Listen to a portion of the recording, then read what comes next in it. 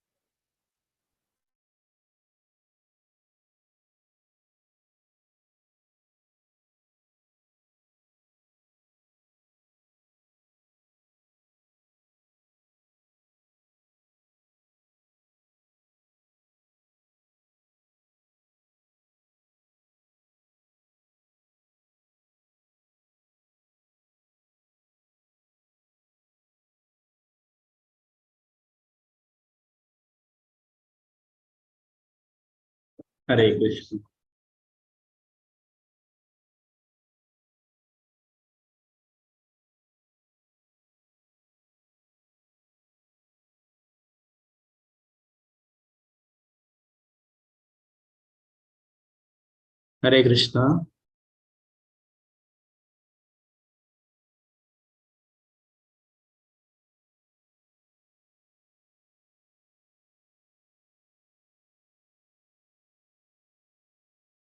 ഹരേ കൃഷ്ണ. എല്ലാവർക്കും കാണാലോ screen? പ്രഭുജി. Sorry, എല്ലാവരും ശ്ലോകം ചൊല്ലാൻ കൈയുയർത്തിയിട്ടായി ഉണ്ടായിരുന്നു. സോറി, ഇന്ന് ഒരു വിശേഷ ദിവസമാണ്. നമുക്ക് ഗുരുമഹാരാജ് ശ്രീല ജയപതാക സ്വാമി ഗുരുമഹാരാജിന്റെ വ്യാസപൂജ ദിനമാണ്. ഇന്നത്തെ ആവിർഭാവ ദിനം, ജന്മദിനമാണ്. അപ്പോൾ അദ്ദേഹത്തെ കുറിച്ചുള്ള കുറച്ച് കാര്യങ്ങൾ നമുക്ക് നോക്കാം. ഇപ്പൊ നമ്മള് കുറച്ച് പേരൊക്കെ ഷെൽട്ടർ ഒക്കെ എടുത്തവരാണ്. ഇനിയിപ്പോ ഷെൽട്ടർ എടുക്കാനും ദീക്ഷ എടുക്കാനും ഒക്കെ എല്ലാവരും കുറെ ആൾക്കാർ തയ്യാറായിട്ടുള്ളതാണ് അല്ലെ. അപ്പൊ നമുക്ക് നമ്മുടെ ഗുരുമഹാരാജിനെ കുറിച്ച് കുറച്ച് കാര്യങ്ങൾ അറിയണം. ഇനിയിപ്പോ ജൂലൈയില് എന്താ ഭഗവാൻ ആഗ്രഹിക്കുന്നെങ്കിൽ ജൂലൈയില് കുറെ ആൾക്കാർക്ക് ദീക്ഷയൊക്കെ എടുക്കാനായിട്ട് മംഗലാപുരത്ത് സാഹചര്യം ഒരുക്കുന്നുണ്ട്. ജൂലൈയില് ഗുരുമഹാരാജ് വരുന്നു പറഞ്ഞിട്ടുണ്ട് മംഗലാപുരം. അപ്പോൾ കുറെ ഇനി ഷെൽട്ടർ എടുക്കാൻ ഉള്ളവർക്ക് ഷെൽട്ടർ എടുക്കാം. പിന്നെ ഷെൽട്ടർ എടുത്തിട്ട് 16 മാലയൊക്കെ കുറെ കാലമായിട്ട് ജപിക്കുന്നവർക്കൊക്കെ, നാലയവ നിയമങ്ങൾ പാലിക്കുന്നവർക്കൊക്കെ ദീക്ഷ എടുക്കാം ജൂലൈയില് മഹാരാജ് വരുമ്പോൾ. അപ്പൊ മഹാരാജിനെ കുറിച്ചിട്ടുള്ള കുറച്ച് കാര്യങ്ങൾ നമുക്ക് നോക്കാം. ആദ്യമായിട്ട് അതിന് മുന്നേ ആയിട്ട് ഒരു കീർത്തനം ചൊല്ലാം. സ്ക്രീനിൽ കാണിക്കുക. അപ്പോൾ നിങ്ങൾ ചൊല്ലിക്കോളൂ. എല്ലാവരെയും അൺമ്യൂട്ട് ചെയ്യുന്നില്ല. അപ്പോൾ ശരിക്കും എന്താ ശ്ലോകം ചൊല്ലുന്ന പോലെയല്ല. അപ്പോൾ അത് ശരിക്കും കേൾക്കില്ല. അപ്പൊ നിങ്ങൾക്കൊക്കെ അതിന്റെ കൂടെ തന്നെ ചൊല്ലാം. ഞാൻ സ്ക്രീനിൽ കാണിക്കും കേട്ടോ. ഹരേ കൃഷ്ണ.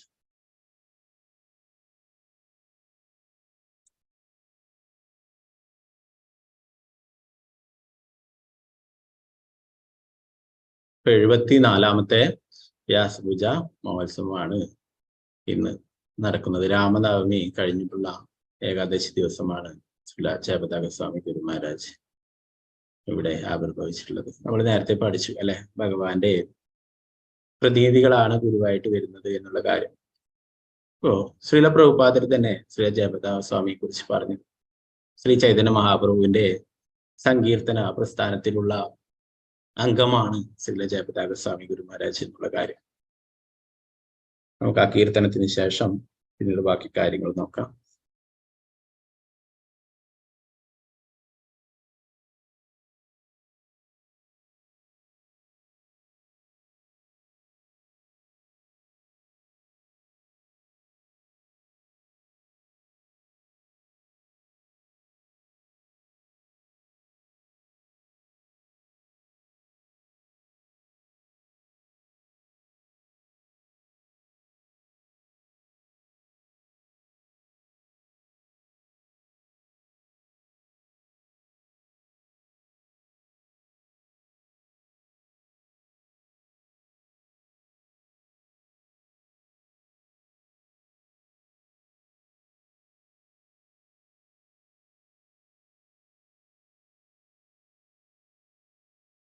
ഹരേ കൃഷ്ണ.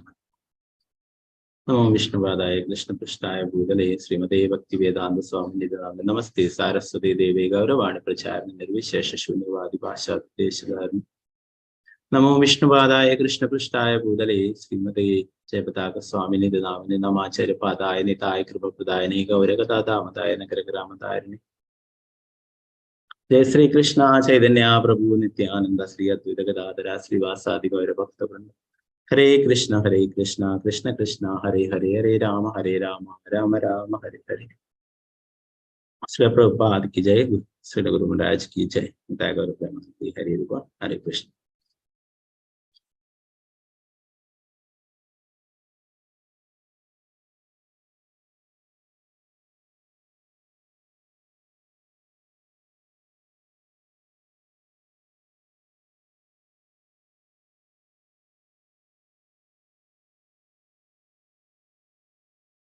गुरुदेव कृपा बिंदु दिया कोरोई दासे तृणा पे कहा दीना. गुरुदेव कृपा बिंदु दिया कोरोई दासे तृणा पे कहा दीना. गुरुदेव कृपा बिंदु दिया कोरोई दासे तृणवे कहा दीना. सकल सहने बल दिया कोरो निजमाने स्पृहहीना. सकल सहने बल दिया कोरो निजमाने स्पृहहीना. सकल समाना कोरिदे शक्ति दोहना दाजा दाजाता. सागले समान कोरिदे शक्ति दोहना दाजा दाजाता. गुरुदेव कृपा बिंदु दिया कोरोई दासे तृणवे कहा दीना. तबे तो गाइबो हरिनाम सुगे अपराधा बेहादा. तबे तो गाइबो हरिनाम सुगे अपराधा बेहादा. गुरुदेव कृपा बिंदु दिया गुरुदेव कृपा बिंदु दिया कोरोई दासे तृणवे कहा दीना. गुरुदेव कृपा बिंदु दिया कोरोई दासे तृणवे कहा दीना.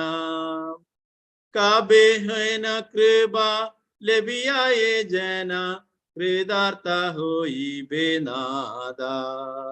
काबे है न कृपा लेबिया ये जना കൃതാർത്ഥ ഹോയിബേ നാദ. ശക്തി ബുദ്ധിഹീന അമിയാദീന കൊരമോരേ ആത്മസാദ. ശക്തി ബുദ്ധിഹീന അമിയാദീന കൊരമോരേ ആത്മസാദ.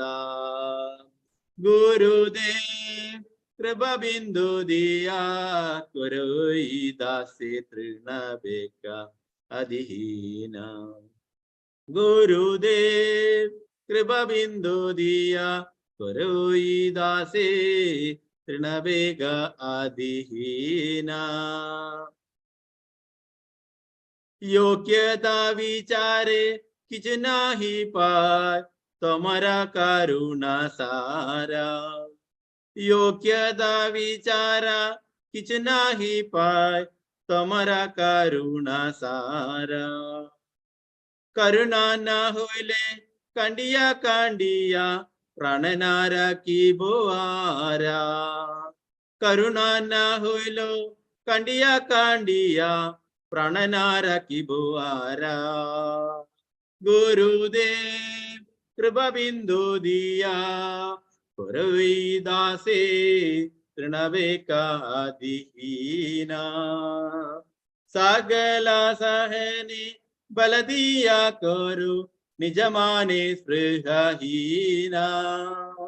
सगले समान पुरी देशगदी दोहना दे जाता जादा. ताबेत गईबो हरिनाम सुगे अपराध बेहादा. कबहे न कृपा देविया ये जना कृदार्थ होइबे नादा. शक्ति बुद्धिहीन अमियादि दीन परमोरे आत्मसादा. योग्यता विचारे किच नाही पाय तमरा करुणा सारा.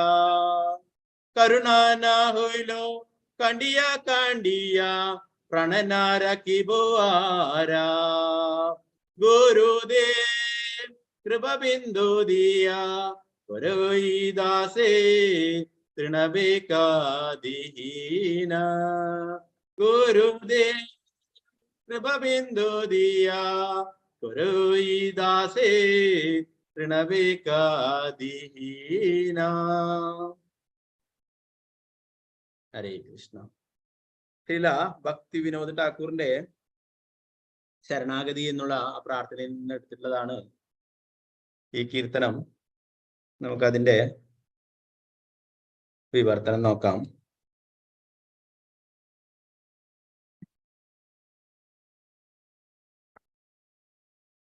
അല്ലയോ ഗുരുദേവ, അങ്ങയുടെ കാരുണ്യത്തിന്റെ ഒരു കണം ചൊരിഞ്ഞ് ഈ വൃത്യനെ പുലിനേക്കാൾ എളിയവനാക്കണേ. എല്ലാ പരീക്ഷണങ്ങളും പ്രയാസങ്ങളും സഹിക്കാനുള്ള ശക്തി തരയണമേ. ബഹുമതി നേടാനുള്ള ആശയിൽ നിന്നും മോചിപ്പിക്കണമേ.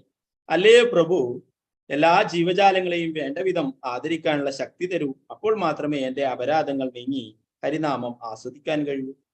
അല്ലയോ പ്രഭു, എപ്പോഴാണ് ഈ ഭക്തൻ അങ്ങയുടെ കാരുണ്യത്താൽ അനുഗ്രഹീതനാകുന്നത്? ഞാൻ പതീതനും ബുദ്ധിശക്തിയില്ലാത്തവനുമാണ്. ദയവായി എന്നെ അങ്ങയുടെ പ്രിയ വൃത്യനാക്കൂ. യോഗ്യതകൾ പരിശോധിച്ചാൽ ഞാൻ തുച്ഛനാണ്. അതിനാൽ അങ്ങയുടെ കാരുണ്യം അത്യന്താപേക്ഷിതമാണ്.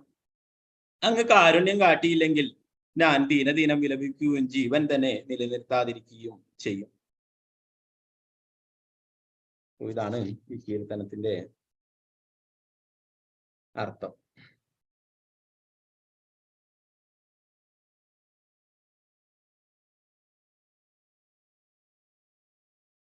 അത് പറയുന്നു, യോഗ്യതകൾ പരിശോധിച്ചാൽ ഞാൻ തുച്ഛനാണ്. അതിനാൽ അങ്ങയുടെ കാരുണ്യം അത്യന്താപേക്ഷിതമാണ്. അങ്ങ് കാരുണ്യം കാട്ടിയില്ലെങ്കിൽ ഞാൻ ദീനദീനം വിലപിക്കുകയും ജീവൻ തന്നെ നിലനിർത്താതിരിക്കുകയും ചെയ്യുമെന്ന്.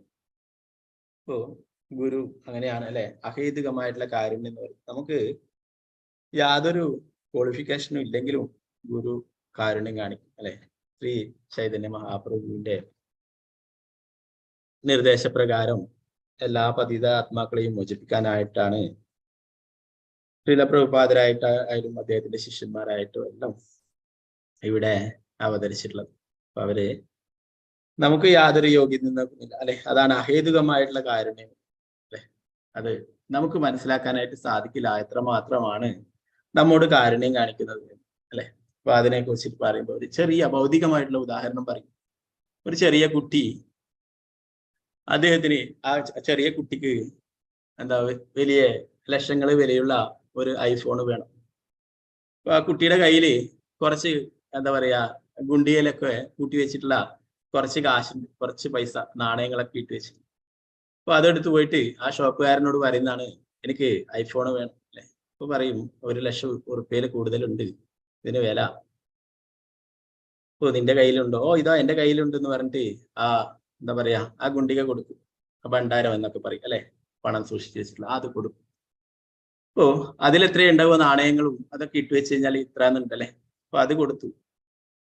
ഓ ഷോപ്പുകാരൻ പറഞ്ഞു ഇതിനൊന്നും കിട്ടില്ല. അപ്പൊ കുട്ടി പറഞ്ഞു ഇതിന് കിട്ടില്ലേ, എന്നാൽ എന്റെ അടുക്ക ഇനിയും ഉണ്ട് കാശ്. അപ്പൊ അങ്ങനെ കുട്ടി 2-3 അതുപോലുള്ള നാണയത്തുട്ടുകൾ ഇട്ട് വെച്ചിട്ടുള്ള ശേഖരം കൊണ്ടു കൊടുക്കുകയുണ്ട്. ഷോപ്പുകാരൻ വലിയ കോടീശ്വരനാണ്. അപ്പോ അദ്ദേഹം ആ നാണയങ്ങളൊക്കെ വാങ്ങിച്ചു കൊടുത്തിട്ട് ആ ഒരു ഐഫോൺ കൊടുക്കുകയുണ്ടായി കുട്ടിക്ക് അല്ലെ. ആ നാണയങ്ങൾ കൂട്ടി കഴിഞ്ഞാല് ഒരു എന്താ പറയാ ഒരു 10,000 രൂപ പോലും വരില്ല. അത്രയും കുറച്ച് നാണയങ്ങളൊക്കെ ഇട്ട് വെച്ചിട്ടുണ്ട് അല്ലെ. എന്നാല് അതിനൊന്നും ഒരിക്കലും അതിന്റെ അടുത്ത് പോലും എത്താത്ത അത്രയും വില കൂടിയ ആ ഫോൺ കൊടുക്കുകയുണ്ടായി അല്ലെ. അപ്പൊ അതുപോലെയാണ് നമുക്ക് യാതൊരു യോഗ്യതയും. ഇതൊരു ഭൗതികമായിട്ടുള്ള ഉദാഹരണമാണ്. ഇത് തൽക്കാലത്തേക്ക് നമുക്ക് എങ്ങനെയാണ് അഹേതുമായിട്ടുള്ള കാരുണ്യം കാണിക്കുന്നത് എന്ന് പറയാനായിട്ട് ഒരു ഉദാഹരണം പറഞ്ഞു. ഒരിക്കലും ഭൗതികമായിട്ടുള്ള ഉദാഹരണം ഇനി താരതമ്യം ചെയ്യാനായിട്ട് സാധിക്കും. എന്നാലും അതാണ് അഹേതുകമായിട്ടുള്ള കാരുണ്യം. നമുക്ക് യാതൊരു യോഗ്യതയും ഇല്ല എങ്കിലും നമ്മോട് കാരുണ്യം കാണിക്കുന്നത്. നമുക്കറിയാം ശ്രീല പ്രഭുപാദര് അമേരിക്കയിലും മറ്റുള്ള രാജ്യങ്ങളിലൊക്കെ പോയിട്ട് അവിടെ കഷ്ടപ്പെടുന്ന എല്ലാ ജീവാത്മാക്കളെയും അവർക്കൊക്കെ കൃഷ്ണാബോധം നൽകി അല്ലെ. അവർക്കൊക്കെ പ്രസാദം സ്വന്തം കൈകൊണ്ട് വെച്ച് നൽകി അവരെയൊക്കെ കൃഷ്ണാബോധവാന്മാരല്ലേ. അതാണ് ജീവദയ. മറ്റുള്ള എല്ലാ ജീവാത്മാക്കളും കഷ്ടപ്പെടുന്നത് കാണുമ്പോൾ അവരെയൊക്കെ തിരിച്ച് ഭഗവാന്റെ അടുത്തേക്ക് കൊണ്ടുപോകാനായിട്ട് അങ്ങനെയുള്ള ഗുരുക്കന്മാരെ ആഗ്രഹിക്കുന്നു. അപ്പൊ അങ്ങനെയുള്ള ശ്രീല പ്രഭുപാദർക്ക് ഏറ്റവും പ്രിയപ്പെട്ടിട്ടുള്ള ശിഷ്യനാണ് പരമപൂജ്യ ശ്രീല ജയപതാക സ്വാമി ഗുരു മഹാരാജ്. അദ്ദേഹത്തിന്റെ 74ാമത്തെ വ്യാസപൂജ. നമുക്കറിയാം മായാപൂരാണ് ഇസ്കോണിന്റെ ഹെഡ്ക്വാർട്ടേഴ്സ് അല്ലെ. അവിടെ അതിമനോഹരമായിട്ടുള്ള ഒരു വലിയൊരു ക്ഷേത്രം വരുന്നുണ്ട്. പ്രഭുപാദരെ ഏൽപ്പിച്ചിട്ടുള്ള ദൗത്യമായിരുന്നു. പ്രഭുപാദര് പറഞ്ഞു, നിനക്ക് ഇതാ ദൈവ സാമ്രാജ്യം ഞാൻ തന്നിരിക്കുന്നു, നീ ഇവിടെ വികസിപ്പിച്ചെടുക്കുക എന്ന് പറഞ്ഞു. മായാപൂർ എന്ന് പറയുന്ന സ്ഥലം അവിടെ പോയിട്ടുള്ളവർക്ക് അറിയാം അല്ലെ. ഇപ്പം കുറെ ക്ഷേത്രങ്ങളും വലിയ വലിയ ബിൽഡിങ്ങുകളൊക്കെ ആയിട്ട് എല്ലാ സൗകര്യങ്ങളോടും കൂടിയിട്ടല്ലേ.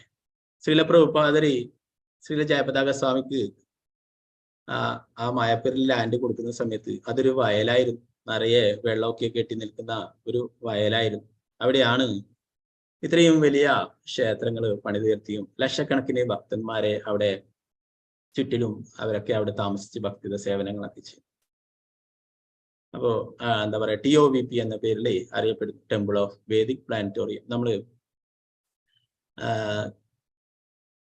മറ്റുള്ള ക്ലാസ്സുകളിലൊക്കെ ഗോലോക ചാർട്ടൊക്കെ കാണിക്കലുണ്ട് അല്ലെ. അതിൽ 14 ലോകങ്ങളെ കുറിച്ചൊക്കെ പറഞ്ഞല്ലേ. അതിനെക്കുറിച്ചൊക്കെ പൂർണ്ണമായിട്ടും വിവരിക്കുന്ന തരത്തിൽ അതൊക്കെ നമുക്ക് കണ്ടിട്ട് ബോധ്യപ്പെടാൻ പറ്റുന്ന രീതിയിൽ അവിടെ അതൊക്കെ സജ്ജീകരിച്ചിട്ടുള്ള ഓരോരോ ലോകങ്ങളും അവിടെ നടക്കുന്ന കാര്യങ്ങളും അതൊക്കെ കണ്ടു മനസ്സിലാക്കാൻ പറ്റുന്ന രീതിയിലാണ് അവിടെ എല്ലാം പണി കഴിപ്പിച്ചുകൊണ്ടിരിക്കുന്നത്. അപ്പൊ അതിന്റെ പണി ഏകദേശം പൂർത്തിയായിക്കൊണ്ടിരിക്കലാണ്. അടുത്ത വർഷം 2024 അത് തുറക്കും. അപ്പൊ പ്രഭുപാദരെ ഏൽപ്പിച്ചിട്ടുള്ള ദൗത്യമായിരുന്നു ഇവിടെ വികസിപ്പിച്ചെടുക്കാൻ. അപ്പൊ ഇത്രയും കാലം അതിന്റെ പിന്നാലെ തന്നെ ജയപതാക സ്വാമി ഗുരു മഹാരാജ് നേതൃത്വം നൽകുന്നു. ധാരാളം ശിഷ്യന്മാരും ഒക്കെ അതിനെ സഹായിക്കുന്നു. നമുക്ക് ആ ഗുരുവിനെ കുറിച്ചിട്ടുള്ള കുറച്ച് കാര്യങ്ങൾ നോക്കാം. ഇന്നാണ് വ്യാസപൂജ മഹോത്സവം. വ്യാസദേവന്റെ പ്രതീതിയാണ് ഗുരുക്കന്മാരൊക്കെ അല്ലെ. ഇപ്പൊ അവരുടെ അവതാര ദിനത്തെ വ്യാസപൂജ മഹോത്സവമായിട്ട് ആഘോഷിക്കുന്നു. ശ്രീല പ്രഭുപാദരുടെ ആയാലും അദ്ദേഹത്തിന്റെ ശിഷ്യന്മാരുടെ ഒക്കെ അവതാര ദിനം വ്യാസപൂജ മഹോത്സവമായിട്ട് നടത്തുന്നു. ഇസ്കോണിലും വൈകിട്ട് പുഷ്പാർച്ചനയും കീർത്തനവും പ്രഭാഷണമൊക്കെ ഉണ്ടാവും. ഓൺലൈനിൽ നിങ്ങൾക്ക് അതിന്റെ ലിങ്ക് ഒക്കെ ഗ്രൂപ്പിൽ ഷെയർ ചെയ്യും. പരമപൂജ്യ ശ്രീ ജയപതാക സ്വാമിയുടെ ജീവചരിത്രത്തെ കുറിച്ചിട്ട് ചെറിയൊരു സംഗ്രഹം അത് നമുക്ക് നോക്കാം. കുട്ടിക്കാലത്തുള്ള ഫോട്ടോ ആണ് ഇതൊക്കെ, വളരെ മനോഹരമായിട്ടുള്ള ഫോട്ടോ.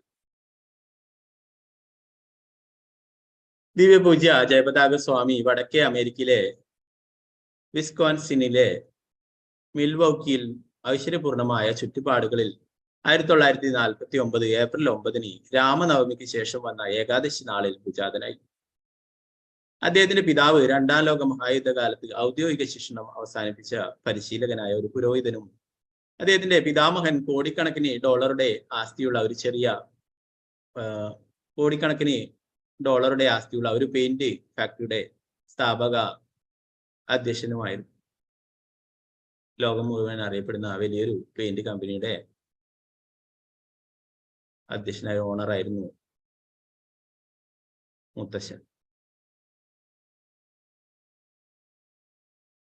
കുട്ടിക്കാലത്ത് അദ്ദേഹം അനിതര സാധാരണമായ ബുദ്ധിവൈഭവവും തത്വശാസ്ത്രത്തിലും ആധ്യാത്മിക വിഷയത്തിലും അതീവ താല്പര്യവും പ്രകടിപ്പിച്ചു. 11ാമത്തെ വയസ്സിൽ അദ്ദേഹം തനിക്കുണ്ടായ ഒരു ത്വക്ക് രോഗം മുത്തശ്ശന്റെ നിർദ്ദേശം അനുസരിച്ച് ദൈവത്തിന്റെ ദിവ്യനാമത്തിൽ അഭയം പ്രാപിച്ച് സ്വയം ഭേദമാക്കി.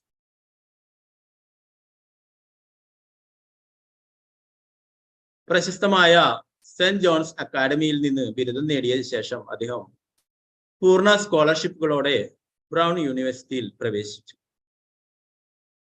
അപ്പൊ അത്രയും ബുദ്ധിമാനും പഠിത്തത്തിലൊക്കെ അത്രയും നല്ല ഉയർന്ന തലത്തിലുള്ളതായിരുന്നു അല്ലെ. അതുകൊണ്ട് തന്നെ സ്കോളർഷിപ്പ് ഒക്കെ ലഭിക്കുകയുണ്ടായി. അവിടെ നവാഗത വിദ്യാർത്ഥിയായിരുന്ന അദ്ദേഹത്തിന്റെ മനസ്സ് ബുദ്ധന്റെ ജീവിതത്തെക്കുറിച്ച് കേട്ട പ്രഭാഷണത്തിൽ പാടെ ഇളകി മറിക്കപ്പെട്ടു. ഭക്തിവേദാന്ത സ്വാമി പ്രഭുപാദരുടെ ശിഷ്യന്മാരെ കണ്ടുമുട്ടുകയും സാൻ ഫ്രാൻസിസ്കോയിലെ രഥയാത്രാ ദിനത്തിൽ അവരോടൊത്ത് ചേരുകയും ചെയ്തു. അതിനുശേഷം താമസം വിന അദ്ദേഹം ശ്രീല പ്രഭുപാദരെ സന്ധിക്കുന്നതിന് മോൺട്രിയൽ ക്ഷേത്രത്തിലേക്ക് പോയി. ആ സമയത്ത് ക്ലേശങ്ങൾ നേരിട്ടുകൊണ്ടിരുന്ന പുതിയ ക്ഷേത്രത്തിന് ആവശ്യമായ പണം സ്വരൂപിക്കാൻ അദ്ദേഹത്തിന് നിസ്സാരമായ ജോലികൾ പോലും ചെയ്യേണ്ടി വന്നു.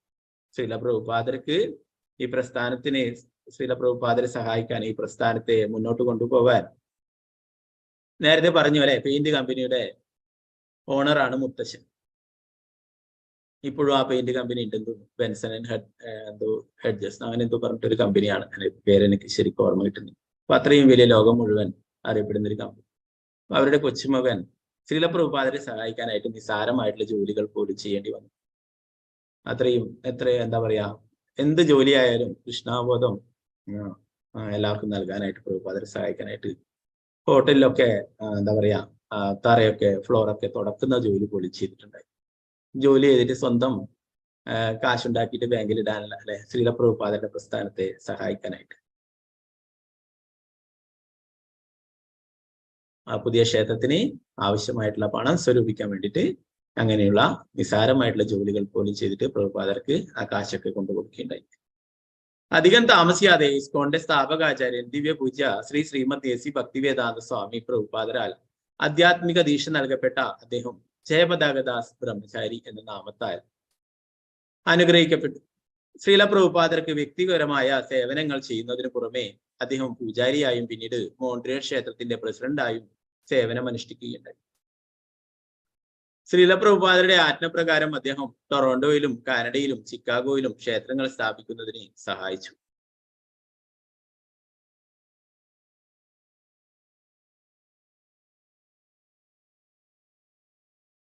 ആയിരത്തി 1970 ശ്രീല പ്രഭുപാദർ ഭഗവാൻ ചൈതന്യ മഹാപ്രഭുവിന്റെ ജന്മസ്ഥലമായ മായാപൂരിലും കൃഷ്ണ ഭഗവാന്റെ ബാല്യകാല ലീലാഭൂമിയായ വൃന്ദാവനത്തിലും അന്താരാഷ്ട്ര കേന്ദ്രങ്ങൾ സ്ഥാപിക്കുന്നതിന് വേണ്ടിയുള്ള തന്റെ ഇന്ത്യയിലേക്കുള്ള മടക്ക യാത്രയുടെ തയ്യാറെടുപ്പിന് വേണ്ടി ജയപതാകദാസിനെ ഇന്ത്യയിലേക്ക് അയച്ചു.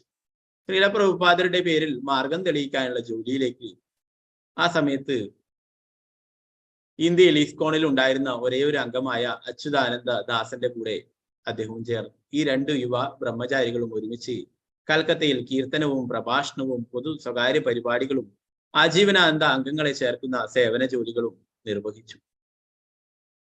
പിന്നീട് ശ്രീല പ്രഭുപാദർ ഇന്ത്യയിലെത്തി അന്താരാഷ്ട്ര കൃഷ്ണാബോധ സമിതി ഔപചാരികമായി ബോംബെയിൽ രജിസ്റ്റർ ചെയ്തു. 1970 രാധാഷ്ടമി നാളിൽ ജയപതാകദാസന് ശ്രീല പ്രഭുപാദരാൽ സന്യാസദീക്ഷിയും ജയപതാക സ്വാമി മഹാരാജ് എന്ന നാമവും നൽകപ്പെട്ടു. ഇസ്കോണിന്റെ കൽക്കത്ത ക്ഷേത്ര പ്രസിഡന്റായി നിയമിക്കപ്പെട്ട അദ്ദേഹം 30,000 ജനങ്ങൾ പങ്കെടുത്ത 2 ബൃഹത്തായ ശ്രീല പ്രഭുപാദരുടെ പ്രഭാഷണ പരിപാടികൾ സംഘടിപ്പിക്കുന്നതിൽ സഹായിച്ചു. 1971 ഇസ്കോണിന്റെ അന്താരാഷ്ട്ര പ്രചാരണ പ്രസ്ഥാനത്തിന്റെ ലോക ആസ്ഥാന കേന്ദ്രം നിർമ്മിക്കുന്നതിനുള്ള സ്ഥലം ശ്രീധാം മായാപൂരിൽ ലഭ്യമായി. ജയപതാക സ്വാമി, ഞാൻ നിങ്ങൾക്ക് ഭഗവത് സാമ്രാജ്യം നൽകിയിരിക്കുന്നു, ഇനി നിങ്ങൾ ഇത് അഭിവൃദ്ധിപ്പെടുത്തുക എന്ന് പറഞ്ഞുകൊണ്ട് ശ്രീല പ്രഭുപാദർ ശ്രീ മായാപൂർ പദ്ധതി സ്വന്തം ജീവിതകർമ്മമായി ഏറ്റെടുക്കാൻ ജയപതാക സ്വാമിയെ ഏൽപ്പിച്ചു. ശ്രീ മായാപൂർ ചന്ദ്രോദയ മന്ദിരത്തിന്റെ പ്രാരംഭ വികസന പ്രവർത്തനങ്ങൾ നടന്നുകൊണ്ടിരിക്കുന്നതിനിടയിൽ ക്ഷേത്രത്തിൽ പ്രതിഷ്ഠിക്കാനുള്ള ശ്രീ രാധാമാധവ വിഗ്രഹങ്ങൾ ക്ഷേത്രത്തിലേക്ക് കൊണ്ടുവരവേ ജയപതാക സ്വാമി താൻ പാശ്ചാത്യ നാടുകളിൽ പ്രചരണം നടത്തുന്നതിനും വളരെ മുമ്പ് ഒരു സ്വപ്നത്തിൽ ദർശിച്ച വിഗ്രഹങ്ങളാണ് അവയെന്ന് തിരിച്ചറിയുകയുണ്ട്. രാധാമാധവ വിഗ്രഹം അത് വളരെ മുൻപ് തന്നെ അറിയുന്നതായിട്ട് അദ്ദേഹത്തിന് തോന്നുകയുണ്ടായി. അതിനുശേഷം ജയപതാക സ്വാമി കൃഷ്ണാബോധ പ്രസ്ഥാനം ഇന്ത്യയിലും ലോകത്തെമ്പാടും വ്യാപിപ്പിക്കുന്നതിന് അക്ഷീണം യത്നിച്ചു. അദ്ദേഹം ഇന്ത്യൻ ഭാഷകളും പ്രാദേശിക സംസ്കാരവും പഠിച്ച് ഇന്ത്യൻ ഗ്രാമങ്ങളിൽ പ്രഭാഷണങ്ങൾ നടത്താൻ വർഷങ്ങളോളം ചെലവഴിച്ചു. ബംഗ്ലാദേശ് യുദ്ധത്തിന് ശേഷം അഭയാർത്ഥികളും വിശക്കുന്നവരുമായ ജനങ്ങൾക്ക് ഭക്ഷണം നൽകാൻ അദ്ദേഹം ഇസ്കോൺ ഭക്ഷണ സഹായ പദ്ധതി ഇന്ത്യയിൽ രൂപീകരിച്ചു. യാതൊരു വിവേചനവുമില്ലാത്ത ആവശ്യമുള്ളവർക്കെല്ലാം പോഷകാഹാരം നൽകാൻ പ്രതിവർഷം ശരാശരി 4 ദശലക്ഷം തളിക ഭക്ഷണം വിതരണം ചെയ്യുന്ന പരിപാടി 1 ദശകത്തിലേറെ തുടർന്നുകൊണ്ടിരിക്കുന്നു. ജയപതാക സ്വാമി ഇസ്കോണിന്റെ ഭരണനിർവഹണ സമിതി അംഗമായും ഭക്തിവേദാന്ത ബുക്ക് ട്രസ്റ്റിന്റെ ഒരു ട്രസ്റ്റിയായും നിയമിതനായി. ഒരു ആധ്യാത്മിക ദീക്ഷാഗുരു കൂടിയായ അദ്ദേഹത്തിന് ലോകത്തിലുടനീളം ധാരാളം ശിഷ്യന്മാരുണ്ട്.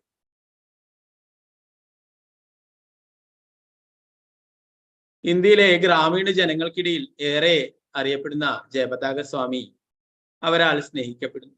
1978 വൻ പ്രളയത്തിന്റെ സമയത്തും അതിനുശേഷവും അനവധി തവണയും പ്രളയജലത്തിലാണ് ഗ്രാമീണർക്ക് ആവശ്യമായ ഭക്ഷണം വിതരണം ചെയ്യാൻ ബോട്ടുകളുടെ അപര്യാപ്തതയിലും സാഹസിക യത്നം നടത്തിയ അദ്ദേഹത്തിന് പലപ്പോഴും തന്റെ ജീവൻ പണയം വെക്കേണ്ടി വന്നിട്ടുണ്ട്.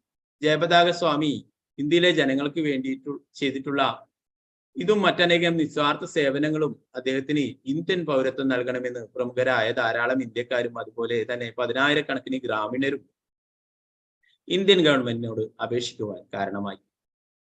ജയപതാക സ്വാമി വ്യാപകമായി കൃഷ്ണാബോധം പ്രചരണം ചെയ്തുകൊണ്ടും ധാരാളം വ്യക്തികളെ ഹരേ കൃഷ്ണ മഹാമന്ത്ര ജപം സ്വീകരിക്കാൻ പ്രചോദിപ്പിച്ചുകൊണ്ടും ലോകത്തിന്റെ നാനാഭാഗങ്ങളിലേക്ക് നടത്തുന്ന തന്റെ യാത്ര തുടരുന്നു. ശ്രീല പ്രഭുപാദരുടെ ഗ്രന്ഥങ്ങൾ അനേകം ഇന്ത്യൻ ഭാഷകളിൽ പ്രസിദ്ധീകരിക്കുന്നതിനുള്ള ക്രമീകരണങ്ങൾ ചെയ്തു. അദ്ദേഹം അനേകം നഗരങ്ങളിൽ രഥയാത്രാ ഉത്സവങ്ങൾ നടത്തുന്നതിന്, പ്രത്യേകിച്ചും ലോകത്തിലെ ഏറ്റവും വലിയ വാർഷികോത്സവങ്ങളിൽ ഒന്നായി കഴിഞ്ഞ കൽക്കത്ത രഥയാത്രയ്ക്ക് പ്രചോദനമേകുകയും ചെയ്തു. ഭഗവാൻ ചൈതന്യ മഹാപ്രഭുവിന്റെ ആവിർഭാവത്തിന്റെ 500ാം സ്മരണോത്സവത്തിലെ 6000 കിലോമീറ്റർ പദയാത്രയുടെ ഉദ്ഘാടനം നിർവഹിച്ചത് അദ്ദേഹമാണ്. ശ്രീല ഭക്തി സിദ്ധാന്ത സരസ്വതി ഠാക്കൂറിന്റെ ബംഗാളി കാവ്യമായ വൈഷ്ണവക്കെ, നീയും ഒരു വൈഷ്ണവനോ എന്ന് ചോദിക്കുന്ന ആ ഒരു ബംഗാളി കാവ്യമാണ് ഭക്തി സിദ്ധാന്ത സരസ്വതി ഠാക്കൂറിന്റെ. ശ്രീല ഭക്തി വേദാന്ത സ്വാമി പ്രഭുപാദരുടെ വൃന്ദാവന വചനം എന്നിവയുടെ വിവർത്തനവും വ്യാഖ്യാനവും ഉൾപ്പെടെ അനേകം പ്രമുഖ വൈഷ്ണവ ഗ്രന്ഥങ്ങളുടെ ഇംഗ്ലീഷിലേക്കുള്ള വിവർത്തനവും അദ്ദേഹം നിർവഹിച്ചു.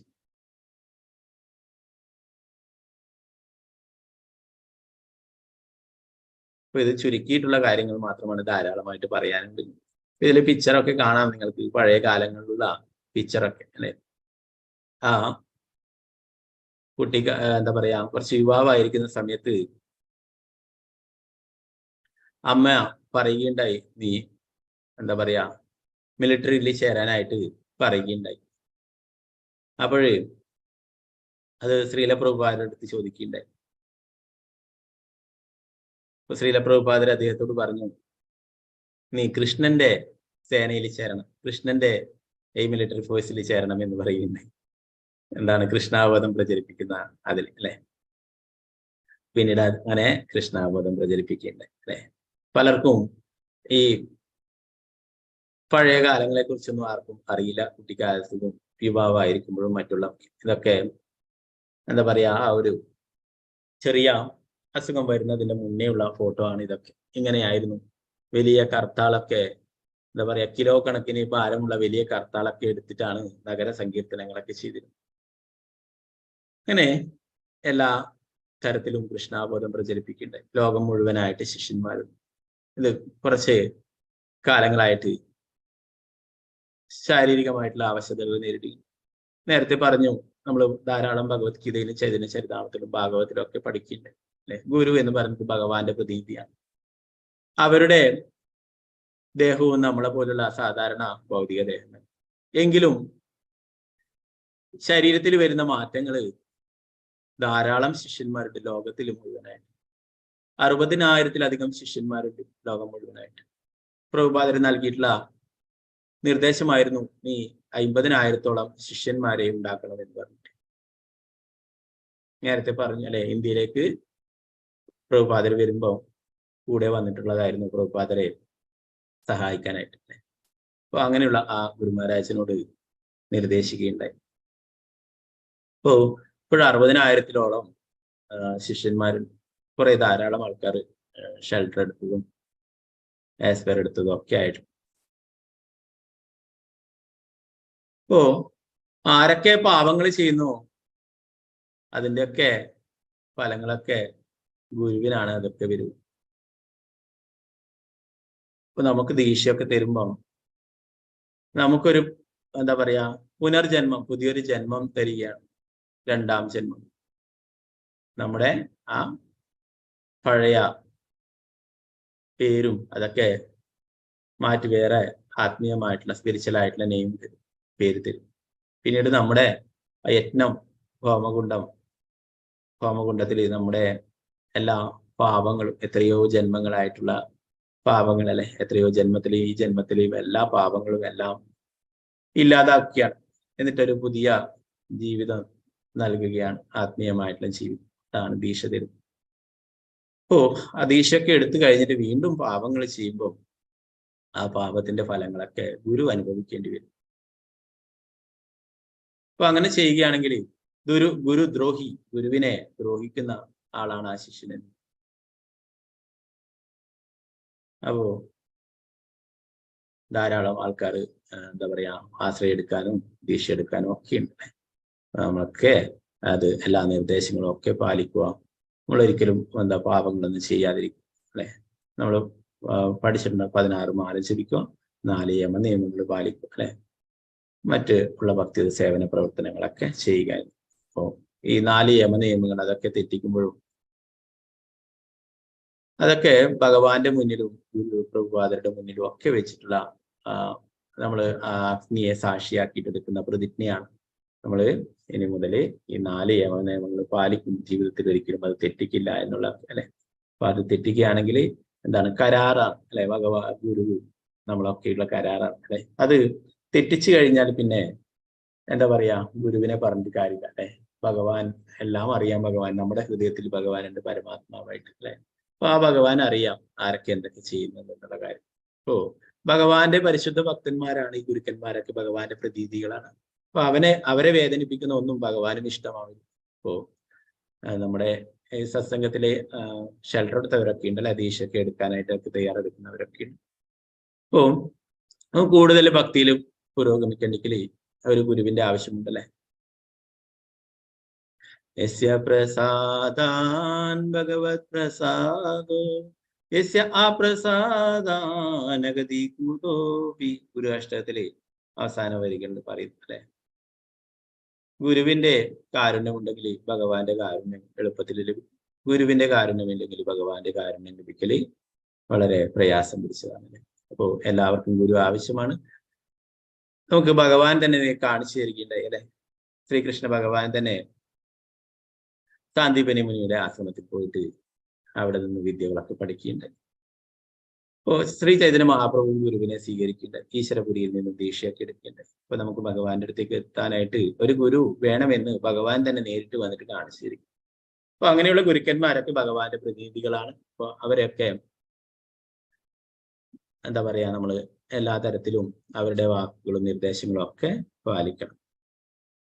ധാരാളം ലീലകളെ കുറിച്ച് പറയാനുണ്ട് ശ്രീ ജയപതാക സ്വാമി ഗുരു മഹാരാജ്. ശ്രീ ഗുരു മഹാരാജ് 2008 തോന്നുന്നു ഒരു സ്ട്രോക്ക് വന്നതിന് ശേഷമാണ് ഇങ്ങനെ വീൽ ചെയറിലൊക്കെ ആയത്. 2008 കഴിഞ്ഞിട്ട് നമുക്കറിയാം 15 വർഷത്തോളമായി വീൽ ചെയറിൽ സഞ്ചരിക്കും. വീൽ ചെയറിൽ ആണ് എല്ലായിടത്തും പോകുന്നത്. എന്നാലും ഒരിക്കലും പ്രീച്ചിങ് ഒരിക്കലും നിർത്തിയിട്ടില്ല. ആരോടാണ് യുദ്ധം ചെയ്യുന്നത്? മായയോടാണ് യുദ്ധം ചെയ്യുന്നത്.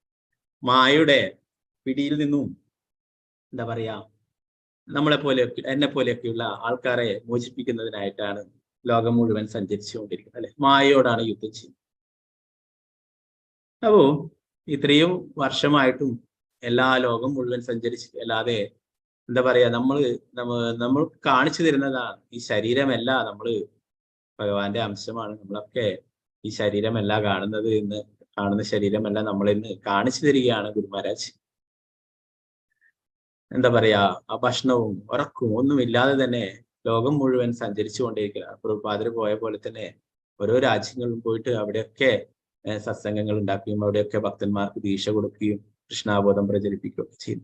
ലോകം മുഴുവൻ എത്രയോ വിദേശ യാത്രകളൊക്കെ ചെയ്യുന്നുണ്ട്. അതിന്റെ കണക്കുകളൊക്കെ ഫേസ്ബുക്കിൽ പോയാൽ നിങ്ങൾക്ക് കാണാൻ പറ്റും.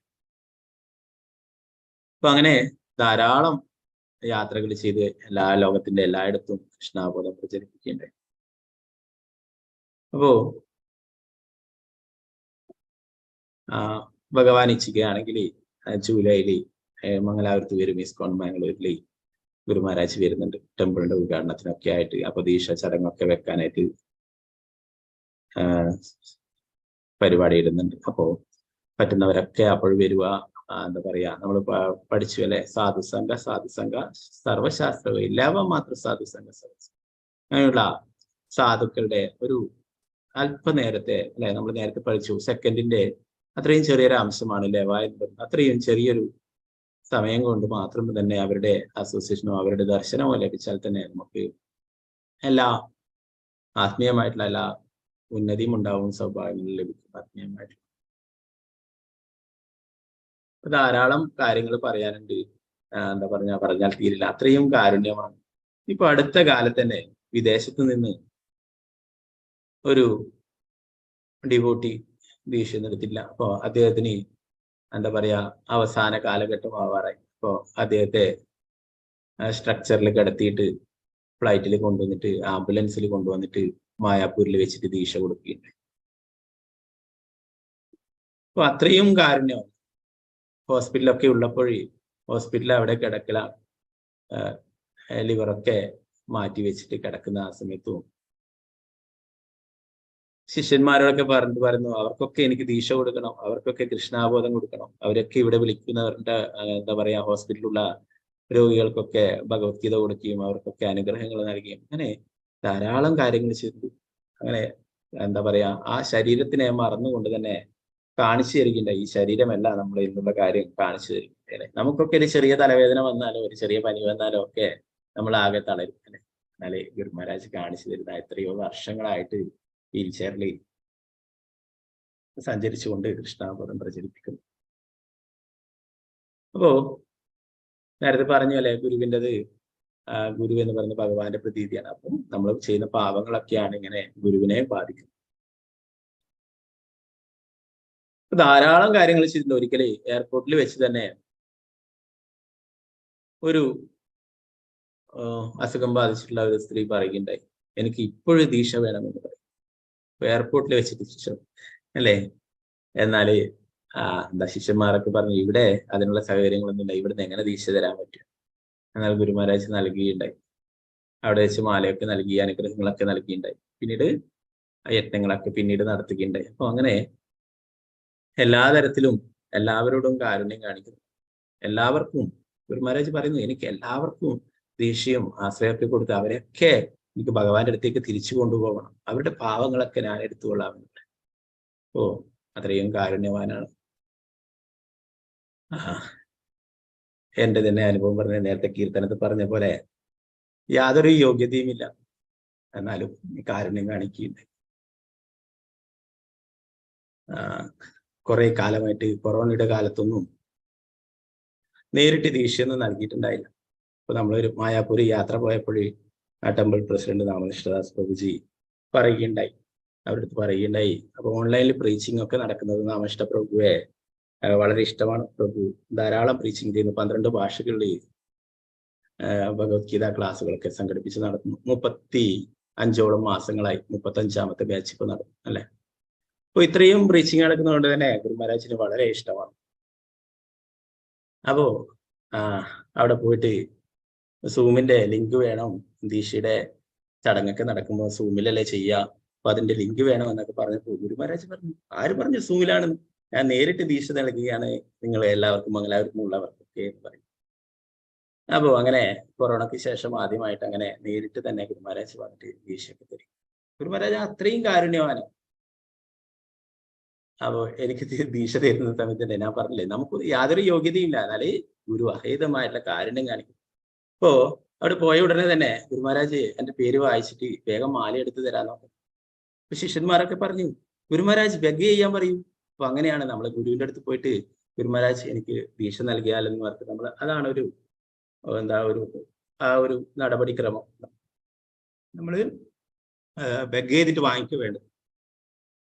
ഗുരു മഹാരാജ് അതിനൊന്നും കാത്തില്ല, ഗുരു മഹാരാജ് നേരിട്ട് തരാൻ നോക്കാം. ശിഷ്യന്മാർ ബെഗ് ചെയ്യാൻ പറയണോ, ബെഗ് ചെയ്യാൻ പറഞ്ഞില്ലല്ലോ.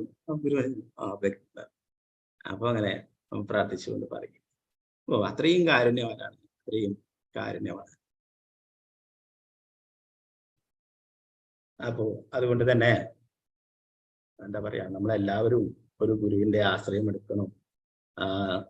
ദീക്ഷയൊക്കെ എടുത്തിട്ട് ഭഗവാന്റെ അടുത്തേക്ക് തിരിച്ചു പോകാനായിട്ട് തീർച്ചയായിട്ടും എല്ലാവരും അതിനു വേണ്ടിയിട്ട് തയ്യാറാകണം, പരിശ്രമിക്കണം. നമുക്കറിയില്ല അതിന്റെ മൂല്യം എത്രയാണ്. നമ്മള് ദീക്ഷ എടുക്കുമ്പോഴേ നമ്മളെ തിരിച്ചു ഭഗവാന്റെ അടുത്തേക്ക് കൊണ്ടുപോകാനുള്ള എല്ലാ ഉത്തരവാദിത്വം ഗുരു ഏറ്റെടുക്കുകയാണ്. അത്രയും എന്താ പറയാ, വലിയൊരു പ്രോസസ്സാണ് അത്. ദീക്ഷ എന്ന് പറഞ്ഞാൽ ഒരു എന്താ പറയാ, ഒരു വെറുതെ ഒരു ഫാഷനായിട്ടുള്ള കാര്യമല്ല.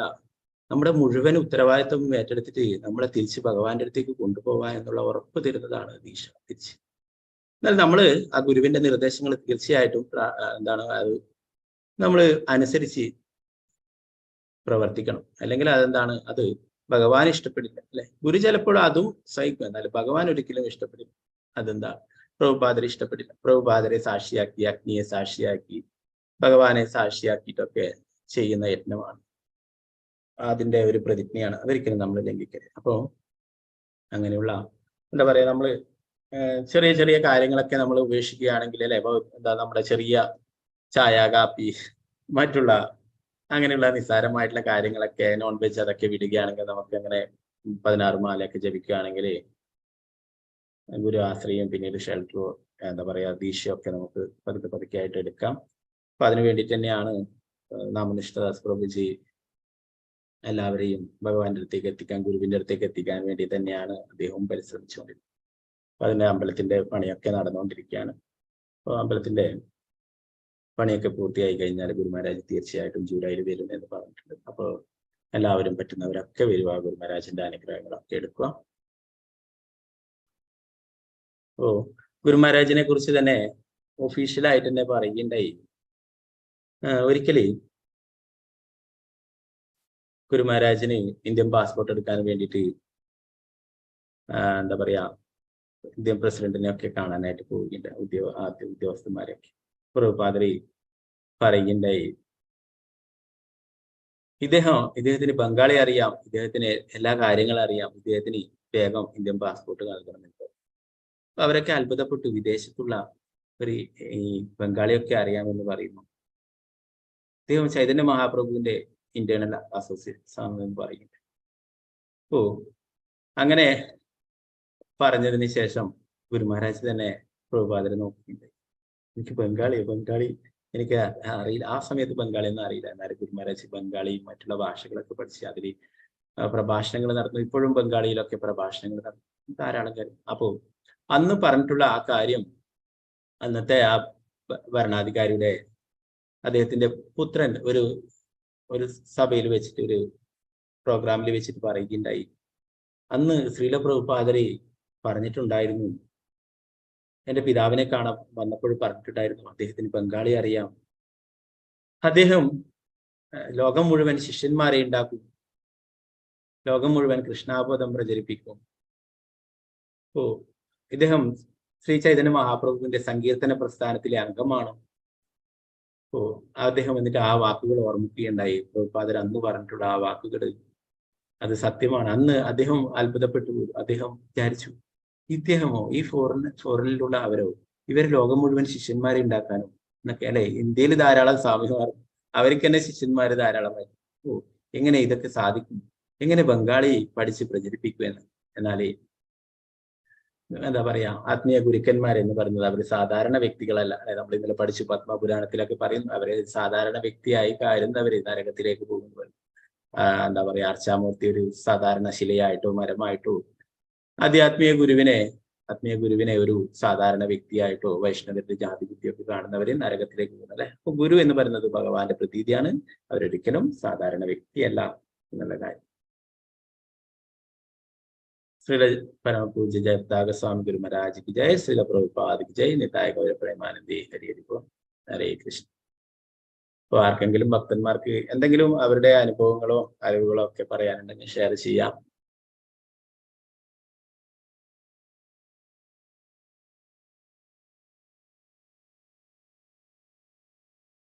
നമോ വിഷ്ണുപാദായ കൃഷ്ണപൃഷ്ഠായ ഭൂതലേ ശ്രീമതേ ജയപതാക സ്വാമി നിധുനാമനി നമാചാര്യപാദായ നിതായ കൃപപ്രദായ ഗൗരഗതാ ദാമോദായ നഗരഗ്രാമധാരിണി. നമോ വിഷ്ണുപാദായ കൃഷ്ണപൃഷ്ഠായ ഭൂതലേ ശ്രീമതേ ഭക്തിവേദാന്ത സ്വാമി നിധുനാമനി നമസ്തേ സാരസ്വതേ ദേവി ഗൗരവാണി പ്രചാരണ നിർവിശേഷ ശൂന്യവാദി പാശ്ചാത്യ ദേശധാരണി. ജയ ശ്രീകൃഷ്ണ ചൈതന്യ പ്രഭു നിത്യാനന്ദ ശ്രീ അദ്വൈത ഗദാധര ശ്രീവാസാദി ഗൗരഭക്തവൃന്ദ. ഹരേ കൃഷ്ണ കൃഷ്ണ കൃഷ്ണ ഹരേ ഹരേ, ഹരേ രാമ രാമ രാമ ഹരേ. ഗുരുവേ പരിശുദ്ധായ രാധികായ കൃഷ്ണായ കൃഷ്ണമുക്തായ പ്രഭുപാദ രാജകീയ നിതായ ഹരേ കൃഷ്ണ.